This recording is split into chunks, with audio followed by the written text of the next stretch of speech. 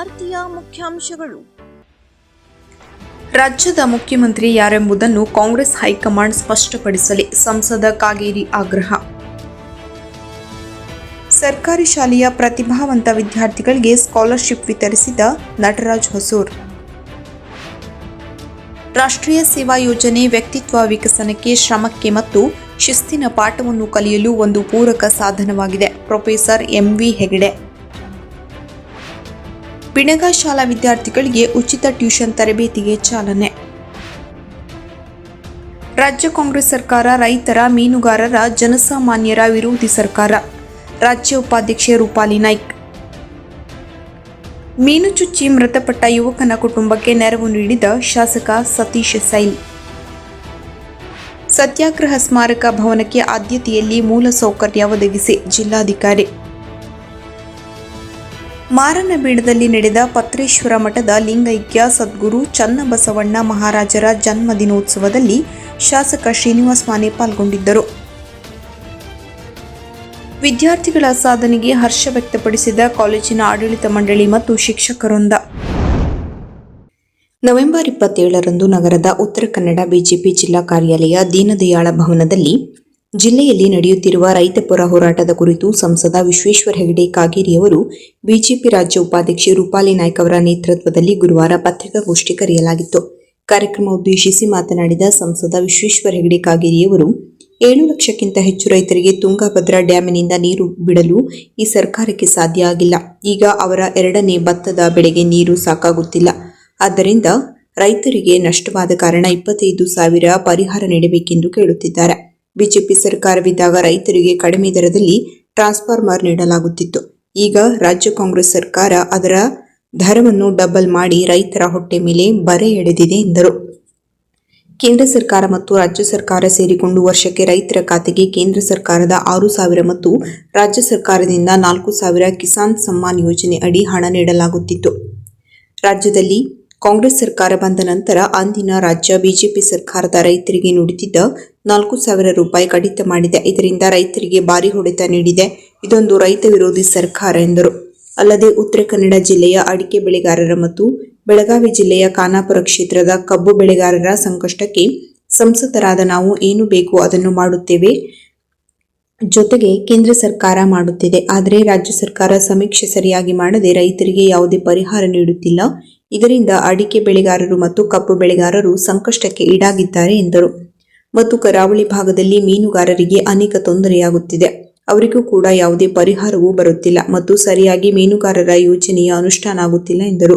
ರಾಜ್ಯ ಸರ್ಕಾರ ಬರೀ ಮುಖ್ಯಮಂತ್ರಿ ಕುರ್ಚಿ ಗುದ್ದಾಟದಲ್ಲಿ ಕಾಲಹರಣ ಮಾಡುತ್ತಿದ್ದಾರೆ ಮತ್ತು ರಾಜ್ಯದ ಜನತೆ ಮುಖ್ಯಮಂತ್ರಿ ಯಾರೆಂದು ಗೊತ್ತಾಗುತ್ತಿಲ್ಲ. ಈ ಸಮಸ್ಯೆಯನ್ನು ನಿಭಾಯಿಸಲು ಕಾಂಗ್ರೆಸ್ ಹೈಕಮಾಂಡ್ ಮಧ್ಯಪ್ರವೇಶಿಸಿ ಮುಖ್ಯಮಂತ್ರಿ ಗಾದಿಯ ಕುರಿತು ರಾಜ್ಯದ ಜನತೆಗೆ ಸ್ಪಷ್ಟ ಚಿತ್ರಣ ನೀಡಬೇಕೆಂದು ಸಂಸದರು ಆಗ್ರಹಿಸಿದರು. ಅಲ್ಲದೆ ಈ ಕಾಂಗ್ರೆಸ್ ಸರ್ಕಾರ ರೈತ ವಿರೋಧಿ. ಈ ಸರ್ಕಾರದ ವಿರುದ್ಧ ಮುಂದಿನ ದಿನಗಳಲ್ಲಿ ಇಡೀ ರಾಜ್ಯದಲ್ಲಿ ಬಿಜೆಪಿ ಕಾರ್ಯಕರ್ತರು ಬೀದಿಗಿಳಿದು ಹೋರಾಟ ಮಾಡುತ್ತೇವೆ.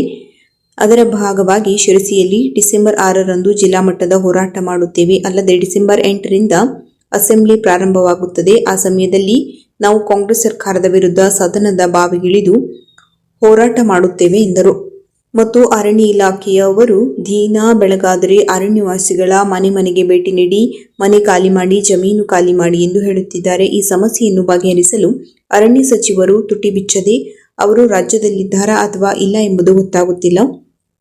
ಮತ್ತು ಸ್ಥಳೀಯ ಕಾಂಗ್ರೆಸ್ ನಾಯಕರು ಅರಣ್ಯವಾಸಿಗಳಿಗೆ ಯಾವುದೇ ಸಹಕಾರ ನೀಡುತ್ತಿಲ್ಲ. ಕಾಂಗ್ರೆಸ್ ಸರ್ಕಾರ ಮಲಗಿದ ಕೂಸನ್ನು ಚಿವುಟಿ ಅಳಿಸುವುದು ಮತ್ತೆ ಅದನ್ನೇ ಸಮಾಧಾನಪಡಿಸುವ ಕಾರ್ಯಪ್ರವೃತ್ತಿ ಮಾಡಿಕೊಂಡಿದ್ದಾರೆ ಎಂದರು. ನಂತರ ಮಾತನಾಡಿದ ಬಿಜೆಪಿ ರಾಜ್ಯ ಉಪಾಧ್ಯಕ್ಷರಾದ ಶ್ರೀಮತಿ ರೂಪಾಲಿ ನಾಯ್ಕ್ ಅವರು, ಬಿಜೆಪಿ ಸರ್ಕಾರದಲ್ಲಿ ಬಂದ ಅನುದಾನವನ್ನೇ ಇಂದಿನ ರಾಜ್ಯ ಕಾಂಗ್ರೆಸ್ ಸರ್ಕಾರ ಮುಂದುವರೆಸಿಕೊಂಡು ಹೊರಟಿದೆ ಮತ್ತು ಘಟ್ಟದ ಕೆಳಗೆ ಸಾಕಷ್ಟು ಸಮಸ್ಯೆಗಳಿವೆ. ರಾಜ್ಯ ಸರ್ಕಾರ ಕವಡೆ ಕಾಸಿನ ಕಿಮ್ಮತ್ತು ನೀಡುತ್ತಿಲ್ಲ ಎಂದು ಆರೋಪಿಸಿದರು. ಕಾರವಾರದ ಕೊಂಕಣ ರೈಲ್ವೆ, ಕೈಗಾ, ಸೀಬರ್ಡ್ ಇದಕ್ಕೆ ಸಂಬಂಧಿಸಿದಂತೆ ಅನೇಕ ಪರಿಹಾರ ನೀಡುವಲ್ಲಿ ರಾಜ್ಯ ಸರ್ಕಾರ ಸಂಪೂರ್ಣ ವಿಫಲವಾಗಿದೆ.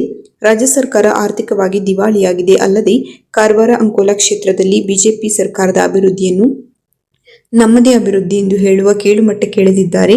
ಅವರಿಗೆ ಜನರ ಬಗ್ಗೆ ಕಿಂಚಿತ್ತಾದರೂ ಕಾಳಜಿ ಇದ್ದರೆ ಕ್ಷೇತ್ರಕ್ಕೆ ಹೊಸ ಅನುದಾನ ತಂದು ಅಭಿವೃದ್ಧಿ ಮಾಡಲಿ ಎಂದು ಆಗ್ರಹಿಸಿದರು.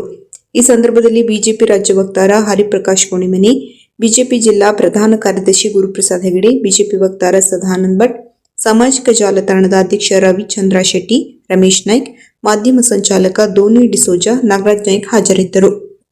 ಕಾಂಗ್ರೆಸ್ ಸರ್ಕಾರ ಸಿದ್ದರಾಮಯ್ಯನವರು ಮತ್ತು ಡಿ.ಕೆ. ಶಿವಕುಮಾರ್ ಒಳಗೊಂಡಂತೆ ಇರುವಂತಹ ಸಚಿವ ಸಂಪುಟ ಅಧಿಕಾರದ ಕಚ್ಚಾಟದಲ್ಲಿ 100ಕ್ಕೆ 100 ಮಗ್ನರಾಗಿ ಹೋಗಿದ್ದಾರೆ ಹೊರತಾಗಿ ರಾಜ್ಯದ ಜನರ ಹಿತ ಕಾಪಾಡೋದಕ್ಕೆ ದಿವ್ಯ ನಿರ್ಲಕ್ಷ್ಯವನ್ನು ವಹಿಸ್ತಾ ಇದೆ.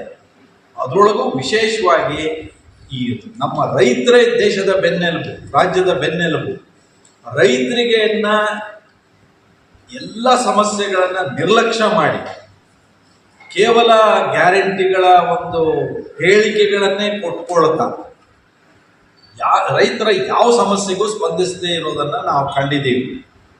ಇದರೊಳಗೆ ನಾವು ರಾಜ್ಯ ಮಟ್ಟದಲ್ಲಿ ಬಹಳ ಮುಖ್ಯವಾಗಿ ರೈತರ ಸಮಸ್ಯೆಗಳ ಬಗ್ಗೆ ನಮ್ಮ ರಾಜ್ಯಾಧ್ಯಕ್ಷ ಅಂತ ಶ್ರೀಯುತ ವಿಜಯೇಂದ್ರ ಅವರ ಅಧ್ಯಕ್ಷತೆಯಲ್ಲಿ ಪ್ರಾರಂಭದಿಂದಲೂ ಈ ರೀತಿಯ ಎಲ್ಲ ವಿಷಯದಲ್ಲಿ ನಮ್ಮ ಹೋರಾಟಗಳು ನಡೆದಿದೆ. ಈಗಲೂ ಸಹ ಕಬ್ಬು ಬೆಳೆಗಾರರ ಹೋರಾಟದಲ್ಲಿ ವಿಜಯೇಂದ್ರ ಅವರು ನಮ್ಮ ರಾಜ್ಯ ಅಧ್ಯಕ್ಷರು ಸ್ವತಃ ಹೇಗೆ ಭಾಗಿಯಾಗಿ ಸರ್ಕಾರ 3,300 ರೂಪಾಯಿ ಘೋಷಣೆ ಆಗುವಂತೆ ಆಯ್ತು ಅನ್ನೋದು ಗೊತ್ತಿದೆ. ಆದರೆ ಅದು ಇನ್ನೂ ಸಮರ್ಪಕವಾಗಿ ಎಲ್ಲ ಕಡೆಗೆ ಅದು ಸರಿಯಾಗಿ ಆಗಲಿಲ್ಲ.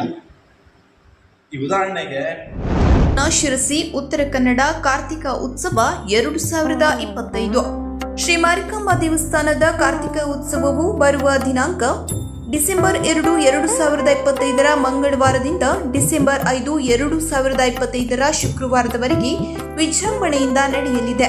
ಭಕ್ತಾದಿಗಳು ಆಗಮಿಸಿ ಉತ್ಸವದಲ್ಲಿ ಪಾಲ್ಗೊಂಡು ತಮ್ಮ ಸೇವೆ ಸಲ್ಲಿಸಿ ಪ್ರಸಾದ ಸ್ವೀಕರಿಸಬೇಕಾಗಿ ವಿನಂತಿ. ಕಾರ್ಯಕ್ರಮಗಳು ಡಿಸೆಂಬರ್ 2, 2025 ಮಂಗಳವಾರದಂದು ದೀಪೋತ್ಸವ ಕಾರ್ಯಕ್ರಮ ಹಾಗೂ ರಾತ್ರಿ 10 ಗಂಟೆಗೆ ಶ್ರೀ ಮಾರಿಕಾಂಬಾ ದೇವಿಯ ಪಲ್ಲಕ್ಕಿಯು ಶ್ರೀ ದೇವಸ್ಥಾನದಿಂದ ಹೊರಟು ಬಿಡ್ಕಿ ಬೈಲಿನ ಜಾತ್ರಾ ಮಂಟಪಕ್ಕೆ ಹೋಗುವುದು. ನಂತರ ಅಲ್ಲಿ ಸಾಂಕೇತಿಕ ಹಾಗೂ ಸರಳವಾಗಿ ಮದ್ದು ಸುಡುವ ಆಕರ್ಷಕ ಕಾರ್ಯಕ್ರಮವಿದೆ. ಆನಂತರ ಪಲ್ಲಕ್ಕಿಯು ಶ್ರೀ ದೇವಸ್ಥಾನಕ್ಕೆ ಮರಳಿ ಬಂದು ಮಹಾಮಂಗಳಾರತಿ ನೆರವೇರುವುದು. ಡಿಸೆಂಬರ್ 2, 2025 ಮಂಗಳವಾರದಂದು ರಾತ್ರಿ 12:30 ಬೆಳಿಗ್ಗೆ 5 ಗಂಟೆಯವರೆಗೆ ಪೂರ್ಣಚಂದ್ರ ಯಕ್ಷಗಾನ. ನವೆಂಬರ್ 27 ಗುರುವಾರದಂದು ಬಾದನಗೋಡು ಗ್ರಾಮ ಪಂಚಾಯತ್ ಅಧ್ಯಕ್ಷ ನಟರಾಜ್ ಹೊಸೂರ್ ಅವರ ಜನ್ಮದಿನದ ಅಂಗವಾಗಿ ಸಮಾಜಕ್ಕೆ ತಮ್ಮ ಕೈಲಾದ ಅಳಿಲು ಸೇವೆ ಮಾಡುವ ಉದ್ದೇಶದಿಂದ ಬಾದನಗೋಡು ಗ್ರಾಮ ಪಂಚಾಯತ್ ವ್ಯಾಪ್ತಿಯ ಎಲ್ಲ ಶಾಲೆಗಳ 5, 7, 10ನೇ ತರಗತಿಯ ಮಕ್ಕಳಿಗೆ ಸ್ಕಾಲರ್ಶಿಪ್ ವಿತರಣೆ ಕಾರ್ಯಕ್ರಮ ಹಮ್ಮಿಕೊಳ್ಳಲಾಗಿತ್ತು. ಈ ಕಾರ್ಯಕ್ರಮದಲ್ಲಿ ವಿದ್ಯಾರ್ಥಿಗಳ ಪರಿಶ್ರಮವನ್ನು ಗುರುತಿಸಿ 80%ಕ್ಕಿಂತ ಅಧಿಕ ಅಂಕ ಗಳಿಸಿ ಉತ್ತೀರ್ಣರಾದ ವಿದ್ಯಾರ್ಥಿಗಳಿಗೆ ಎಸ್ಬಿಡಿ ಎಜುಕೇಷನ್ ಟ್ರಸ್ಟ್ ವತಿಯಿಂದ 190ಕ್ಕಿಂತ ಹೆಚ್ಚು ಪ್ರತಿಭಾವಂತ ವಿದ್ಯಾರ್ಥಿಗಳಿಗೆ ಬದನಗೂಡ ಪಂಚಾಯತ್ ಸಭಾಭವನದಲ್ಲಿ ಅಧ್ಯಕ್ಷ ನಟರಾಜ್ ಹೊಸೂರ್ ಅವರು ಸ್ಕಾಲರ್ಶಿಪ್ ವಿತರಣೆ ಮಾಡಿದರು. ರಾಷ್ಟ್ರೀಯ ಸೇವಾ ಯೋಜನೆ ವ್ಯಕ್ತಿತ್ವ ವಿಕಸನಕ್ಕೆ, ಶ್ರಮಕ್ಕೆ ಮತ್ತು ಶಿಸ್ತಿನ ಪಾಠವನ್ನು ಕಲಿಸಲು ಒಂದು ಪೂರಕ ಸಾಧನವಾಗಿದೆ ಎಂದು ಲಯನ್ಸ್ ಕ್ಲಬ್ನ ನಿರ್ದೇಶಕ ಪ್ರೊಫೆಸರ್ ಎಂವಿ ಹೆಗಡೆ ತಿಳಿಸಿದರು. ಕರ್ನಾಟಕ ವಿಶ್ವವಿದ್ಯಾಲಯ ಮತ್ತು ಎನ್ಎಸ್ಎಸ್ ಕೋಶ ಧಾರವಾಡ ಇವರ ಆಶ್ರಯದಲ್ಲಿ ಆರ್ಎನ್ಎಸ್ ಪ್ರಥಮ ದರ್ಜೆ ಕಾಲೇಜು ಮುರುಡೇಶ್ವರ ಎನ್ಎಸ್ಎಸ್ ಘಟಕದ ವಾರ್ಷಿಕ ವಿಶೇಷ ಶಿಬಿರವನ್ನು ಉದ್ಘಾಟಿಸಿ ಮಾತನಾಡಿದರು. ಕಾರ್ಯಕ್ರಮದ ಮುಖ್ಯ ಅತಿಥಿಗಳಾಗಿ ಉಪಸ್ಥಿತರಿದ್ದ ಶ್ರೀ ಚಿತ್ರಾಪುರ ಮಠದ ಉಪ ಪ್ರಧಾನ ವ್ಯವಸ್ಥಾಪಕರಾದ ಶೈಲೇಶ್ ಬೆಳ್ಳಾರಿ ಅವರು ಮಾತನಾಡಿ, ಎನ್ಎಸ್ಎಸ್ ಶಿಬಿರವು ವಿದ್ಯಾರ್ಥಿಗಳ ಪಾಲಿಗೆ ಒಂದು ವರದಾನ. ವಿದ್ಯಾರ್ಥಿಗಳು ಇಂತಹ ಕ್ಯಾಂಪ್ಗಳ ಮೂಲಕ ಸಮಾಜ ಸೇವೆ ಮಾಡುವಲ್ಲಿ ಮುಂದೆ ಬರಬೇಕು ಎಂದು ತಿಳಿಸಿದರು. ಶ್ರೀವಲಿ ಶಿಕ್ಷಣ ಸಂಸ್ಥೆಯ ಆಡಳಿತಾಧಿಕಾರಿಗಳಾದ ಡಾಕ್ಟರ್ ರವೀಂದ್ರ ಕಾಯ್ಕಿಣಿ ಅವರು ಕಾರ್ಯಕ್ರಮದಲ್ಲಿ ಹಾಜರಿದ್ದು ಎನ್ಎಸ್ಎಸ್ನ ಇತಿಹಾಸ ಮತ್ತು ಅದರ ಕುರಿತಾದ ಸಂಪೂರ್ಣ ಮಾಹಿತಿಯನ್ನು ವಿದ್ಯಾರ್ಥಿಗಳಿಗೆ ಹೇಳಿದರು. ಕಾರ್ಯಕ್ರಮದ ಅಧ್ಯಕ್ಷತೆ ವಹಿಸಿದ್ದ ಪ್ರಾಚಾರ್ಯರಾದ ಡಾಕ್ಟರ್ ಶಾಂತಶ್ರೀ ಹರಿದಾಸರವರು ಮಾತನಾಡಿ, ವಿದ್ಯಾರ್ಥಿಯು ಮನೋಭಾವವನ್ನು ಬೆಳೆಸಿಕೊಂಡು ಸಮಾಜಕ್ಕೆ ತಮ್ಮನ್ನು ತಾವು ಪ್ರತಿಯೊಬ್ಬ ಸೇವೆಯಲ್ಲಿ ತೊಡಗಿಸಿಕೊಳ್ಳುವುದರ ಮೂಲಕ ಉತ್ತಮ ವ್ಯಕ್ತಿತ್ವವನ್ನು ವಿಕಸನಗೊಳಿಸಬೇಕು ಎಂದರು. ವೇದಿಕೆಯ ಮೇಲೆ ಶ್ರೀವಲ್ಲಿ ಪ್ರೌಢಶಾಲೆಯ ಮುಖ್ಯೋಪಾಧ್ಯಾಯರಾದ ಮಮತಾ ಭಟ್ಕಳ ಅವರು ಉಪಸ್ಥಿತರಿದ್ದರು. ವಿದ್ಯಾರ್ಥಿಗಳಿಗೆ ಹಿತನುಡಿಗಳನ್ನು ಆಡಿದರು. ಕಾರ್ಯಕ್ರಮದ ಅಧಿಕಾರಿಗಳಾದ ಗಣಪತಿ ಕಾಯ್ಕಿಣಿ ಅವರು ಪ್ರಾಸ್ತಾವಿಕ ನುಡಿಗಳನ್ನಾಡಿದರು. ಈ ಸಂದರ್ಭದಲ್ಲಿ ಉಪನ್ಯಾಸಕರಾದ ಮಮತಾ ಮರಾಠಿ, ಇತರ ಉಪನ್ಯಾಸಕರು ಮತ್ತು ವಿದ್ಯಾರ್ಥಿ ವೃಂದದವರು ಹಾಜರಿದ್ದರು. ಶ್ರೀ ಕ್ಷೇತ್ರ ಧರ್ಮಸ್ಥಳ ಗ್ರಾಮಾಭಿವೃದ್ಧಿ ಯೋಜನೆ ಕಾರವಾರ ತಾಲೂಕು ವತಿಯಿಂದ ಡಾಕ್ಟರ್ ಡಿ ವೀರೇಂದ್ರ ಹೆಗಡೆಯವರ ಜನ್ಮದಿನದ ಅಂಗವಾಗಿ ಒಂದು ಶೈಕ್ಷಣಿಕ ಸೇವಾ ಕಾರ್ಯಕ್ರಮವನ್ನು ಆಯೋಜಿಸಲಾಗಿತ್ತು. ತಾಲೂಕಿನ ಬೆಳಗಾದ ಶ್ರೀ ಸೋಮನಾಥ ಪ್ರೌಢಶಾಲೆಯಲ್ಲಿ 10ನೇ ತರಗತಿ ವಿದ್ಯಾರ್ಥಿಗಳಿಗಾಗಿ 3 ತಿಂಗಳ ಉಚಿತ ಟ್ಯೂಷನ್ ಕ್ಲಾಸ್ ತರಬೇತಿಯನ್ನು ಉದ್ಘಾಟಿಸಲಾಯಿತು. ಈ ಕಾರ್ಯಕ್ರಮವನ್ನು ತಾಲೂಕಿನ ಯೋಜನಾಧಿಕಾರಿ ಶಿವರಾಜ್ ಆಚಾರ್ಯ ಅವರು ಉದ್ಘಾಟಿಸಿದರು. ಈ ಸಂದರ್ಭದಲ್ಲಿ ಮಾತನಾಡಿದ ಅವರು, ಪರಮಪೂಜ್ಯ ಡಾಕ್ಟರ್ ಹೆಗ್ಗಡೆಯವರು ಶಿಕ್ಷಣ ಸಂಸ್ಥೆಗಳಿಗೆ ನೀಡುತ್ತಿರುವ ಮಹತ್ತರ ಕೊಡುಗೆಗಳ ಕುರಿತು ವಿವರಿಸಿದರು ಮತ್ತು ವಿದ್ಯಾರ್ಥಿಗಳು ಈ ಅವಕಾಶವನ್ನು ಸದ್ಬಳಕೆ ಮಾಡಿಕೊಳ್ಳುವಂತೆ ಪ್ರೇರೇಪಿಸಿದರು. ಸೋಮನಾಥ ಪ್ರೌಢಶಾಲೆಯ ಮುಖ್ಯ ಶಿಕ್ಷಕರಾದ ಎಂಡಿ ಗುಮಸಿ ಅವರು ಮಾತನಾಡಿ, ಶ್ರೀ ಕ್ಷೇತ್ರ ಧರ್ಮಸ್ಥಳ ಗ್ರಾಮಾಭಿವೃದ್ಧಿ ಯೋಜನೆಯು ವಿವಿಧ ಕ್ಷೇತ್ರಗಳಲ್ಲಿ ಮಾಡುತ್ತಿರುವ ಸಮಾಜಮುಖಿ ಕಾರ್ಯಕ್ರಮವನ್ನು ಶ್ಲಾಘಿಸಿದರು. ಕಾರ್ಯಕ್ರಮದಲ್ಲಿ ಒಕ್ಕೂಟದ ಅಧ್ಯಕ್ಷರಾದ ಕಲಾನಾಯ್ಕ್ ಮತ್ತು ಒಕ್ಕೂಟದ ಪದಾಧಿಕಾರಿಗಳು, ಜ್ಞಾನ ವಿಕಾಸ ಸಮನ್ವಯಾಧಿಕಾರಿ, ಸೇವಾ ಪ್ರತಿನಿಧಿ ಹಾಗೂ ಶಾಲೆಯ ಸಹ ಶಿಕ್ಷಕರು ಹಾಜರಿದ್ದರು. ತಾಲೂಕಿನ ಈ ಉಚಿತ ತರಬೇತಿಯು 10ನೇ ತರಗತಿ ವಿದ್ಯಾರ್ಥಿಗಳಿಗೆ ಪರೀಕ್ಷಾ ತಯಾರಿಗೆ ನೆರವಾಗಲಿದ್ದು, ಯೋಜನೆಯು ಶಿಕ್ಷಣ ಕ್ಷೇತ್ರಕ್ಕೆ ನೀಡುತ್ತಿರುವ ಪ್ರೋತ್ಸಾಹಕ್ಕೆ ಮತ್ತೊಂದು ಸೇರ್ಪಡೆಯಾಗಿದೆ. ನವೆಂಬರ್ 27ರಂದು ಇಲ್ಲಿನ ನಗರದ ಜಿಲ್ಲಾ ಬಿಜೆಪಿ ದೀನದಯಾಳು ಕಚೇರಿಯಲ್ಲಿ ಬಿಜೆಪಿ ರಾಜ್ಯ ಉಪಾಧ್ಯಕ್ಷರಾದ ಶ್ರೀಮತಿ ರೂಪಾಲಿ ನಾಯ್ಕ್ ಅವರು ಮಾಧ್ಯಮದವರ ಮುಂದೆ ಮಾತನಾಡಿ, ಬಿಜೆಪಿ ಸರ್ಕಾರದಲ್ಲಿ ಬಂದ ಅನುದಾನವನ್ನೇ ಇಂದಿನ ರಾಜ್ಯ ಕಾಂಗ್ರೆಸ್ ಸರ್ಕಾರ ಇಡೀ ರಾಜ್ಯದಲ್ಲಿ ಮುಂದುವರಿಸಿಕೊಂಡು ಹೊರಟಿದೆ ಮತ್ತು ಉತ್ತರ ಕನ್ನಡ ಜಿಲ್ಲಾದ್ಯಂತ ರೈತರ, ಮೀನುಗಾರರ ಮತ್ತು ಜನಸಾಮಾನ್ಯರ ಸಾಕಷ್ಟು ಸಮಸ್ಯೆಗಳಿಗೆ ರಾಜ್ಯ ಸರ್ಕಾರ ಕವಡೆ ಕಾಸಿನ ಕಿಮ್ಮತ್ತು ನೀಡುತ್ತಿಲ್ಲ ಎಂದು ಆರೋಪಗೈದರು. ಕಾರವಾರದ ಕೊಂಕಣ ರೈಲ್ವೆ, ಕೈಗಾ, ಸೀಬರ್ಡ್ ಇದಕ್ಕೆ ಸಂಬಂಧಿಸಿದಂತೆ ಅನೇಕ ಸಮಸ್ಯೆಗಳಿಗೆ ಪರಿಹಾರ ನೀಡುವಲ್ಲಿ ರಾಜ್ಯ ಸರ್ಕಾರ ಸಂಪೂರ್ಣ ವಿಫಲವಾಗಿದೆ. ರಾಜ್ಯ ಸರ್ಕಾರ ಆರ್ಥಿಕವಾಗಿ ದಿವಾಳಿಯಾಗಿದೆ. ಅಲ್ಲದೆ ಕಾರವಾರ ಅಂಕೋಲಾ ಕ್ಷೇತ್ರದಲ್ಲಿ ಬಿಜೆಪಿ ಸರ್ಕಾರದ ಅಭಿವೃದ್ಧಿಯನ್ನು ನಮ್ಮದೇ ಅಭಿವೃದ್ಧಿ ಎಂದು ಹೇಳುವ ಕೀಳುಮಟ್ಟಕ್ಕೆ ಇಳಿದಿದ್ದಾರೆ. ಇವರಿಗೆ ಜನರ ಬಗ್ಗೆ ಕಿಂಚಿತ್ತಾದರೂ ಕಾಳಜಿ ಇದ್ದರೆ ಕ್ಷೇತ್ರಕ್ಕೆ ಹೊಸ ಅನುದಾನ ತಂದು ಅಭಿವೃದ್ಧಿ ಮಾಡಲಿ ಎಂದು ಆಗ್ರಹಿಸಿದರು. ಅಲ್ಲದೆ ರಾಜ್ಯ ಕಾಂಗ್ರೆಸ್ ಪಕ್ಷದ ಮುಖ್ಯಮಂತ್ರಿ ಕುರ್ಚಿ ಯಾರದೆಂಬುದರ ಹಗ್ಗಜಗ್ಗಾಟದಲ್ಲಿ ರಾಜ್ಯ ಕಾಂಗ್ರೆಸ್ ಕಾಲಹರಣ ಮಾಡುತ್ತಿರುವುದರಿಂದ ಸರ್ಕಾರದಲ್ಲಿ ರಾಜಕೀಯ ಅಸ್ಥಿರತೆ ಉಂಟಾಗಿದೆ. ಅಲ್ಲದೆ ಕಾಂಗ್ರೆಸ್ ಸರ್ಕಾರದ ಸಚಿವರು ಮತ್ತು ಶಾಸಕರು ಗೊಂದಲದಿಂದ ರೋಷಿ ಹೋಗಿ ಮಾಧ್ಯಮದವರ ಮುಂದೆ ದಿನಕ್ಕೊಬ್ಬರ ಪರ ಹೇಳಿಕೆ ನೀಡುತ್ತಿದ್ದಾರೆ ಎಂದರು. ಶಾಸಕ ರಾಜಣ್ಣ ಅವರು ಹೇಳಿದಂತೆ ಈ ಕೂಡಲೇ ವಿಧಾನಸಭೆ ವಿಸರ್ಜನೆ ಮಾಡಿ ಮತ್ತೊಮ್ಮೆ ಜನರ ಬಳಿ ಬಂದು ಚುನಾವಣೆ ಎದುರಿಸಿ ಗೆದ್ದು ಯಾರು ಬೇಕಾದರೂ ಮುಖ್ಯಮಂತ್ರಿಯಾಗಲಿ ಎಂದು ಅವರದ್ದೇ ಪಕ್ಷದ ಕಾಂಗ್ರೆಸ್ ಶಾಸಕ ರಾಜಣ್ಣ ಅವರು ಮಾಧ್ಯಮದವರ ಮುಂದೆ ಬಹಿರಂಗ ಹೇಳಿಕೆ ನೀಡಿದ್ದಾರೆ. ಅಂದಾಗ ಕಾಂಗ್ರೆಸ್ ಪಕ್ಷ ಒಡೆದು ಎರಡು ಹೂಳು ಆಗಿದೆ ಎಂದು ಜನಸಾಮಾನ್ಯರಿಗೂ ಗೊತ್ತಾಗುತ್ತದೆ ಎಂದು ಹೇಳಿದರು. ಈ ಸಂದರ್ಭದಲ್ಲಿ ಸಂಸದ ವಿಶ್ವೇಶ್ವರ ಹೆಗಡೆ ಕಾಗೇರಿ, ಮಾಜಿ ಶಾಸಕ ಸುನೀಲ್ ಹೆಗಡೆ, ಬಿಜೆಪಿ ರಾಜ್ಯ ವಕ್ತಾರ ಹರಿಪ್ರಕಾಶ್ ಕೋಣಿಮನಿ, ಬಿಜೆಪಿ ಜಿಲ್ಲಾ ಪ್ರಧಾನ ಕಾರ್ಯದರ್ಶಿ ಗುರುಪ್ರಸಾದ್ ಹೆಗಡೆ, ಬಿಜೆಪಿ ವಕ್ತಾರ ಸದಾನಂದ ಭಟ್, ಸಾಮಾಜಿಕ ಜಾಲತಾಣದ ಅಧ್ಯಕ್ಷ ರವಿಚಂದ್ರ ಶೆಟ್ಟಿ, ರಮೇಶ್ ನಾಯ್ಕ್, ಮಾಧ್ಯಮ ಸಂಚಾಲಕ ಧೋನಿ ಡಿಸೋಜಾ, ನಾಗರಾಜ್ ನಾಯ್ಕ್ ಹಾಜರಿದ್ದರು. ನಾನು ರೂಪಾಲಿ ನಾಯ್ಕ್, ಕಾರವಾರ XMLA ಹಾಗೂ ರಾಜ್ಯ ಬಿಜೆಪಿ ಉಪಾಧ್ಯಕ್ಷರು.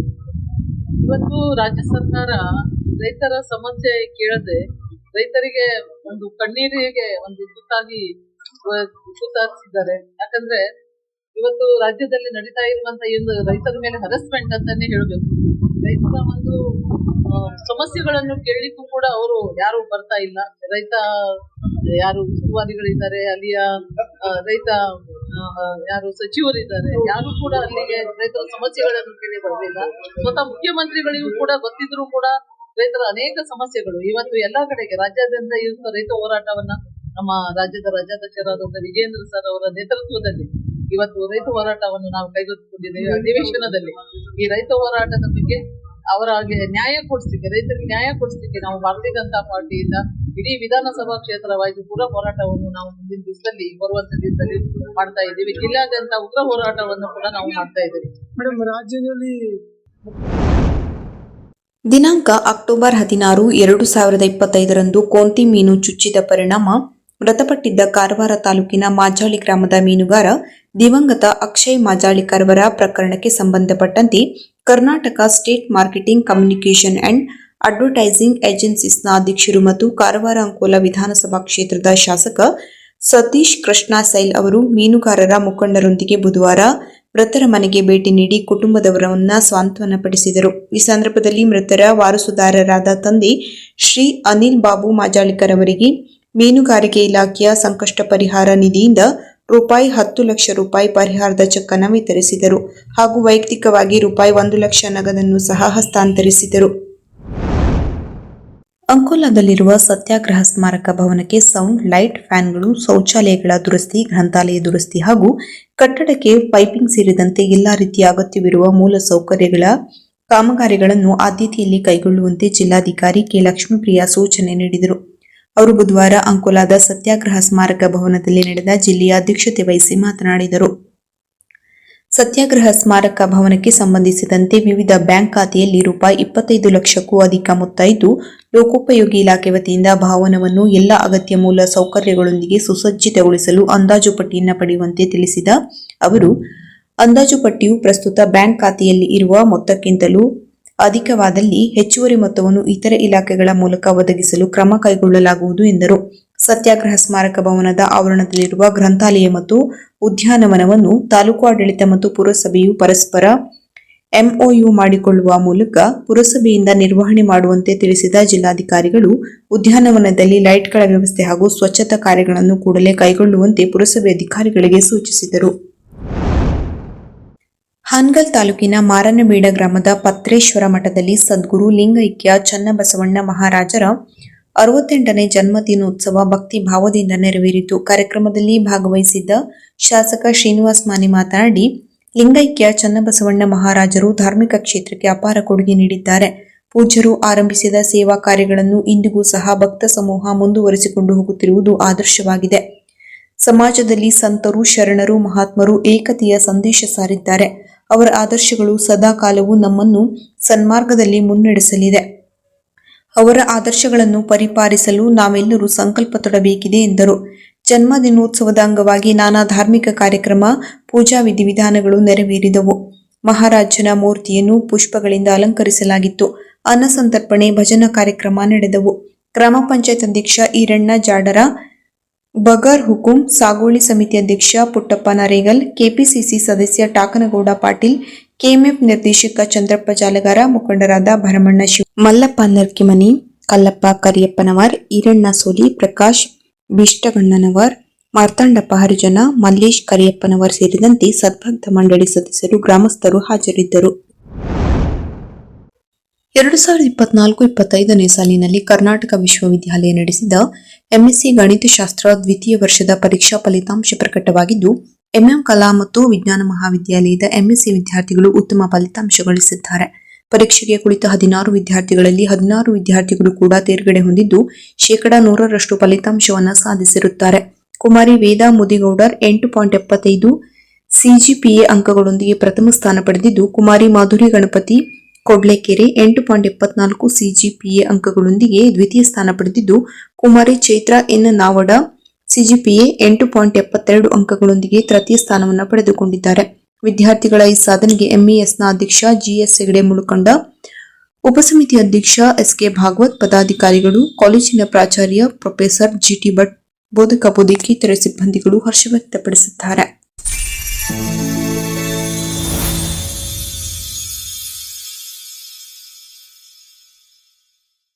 ಕದಂಬ ನ್ಯೂಸ್ ಫಸ್ಟ್, ನಿರ್ಭೀತಿಯಿಂದ ನಿಮ್ಮ ಪರವಾಗಿ.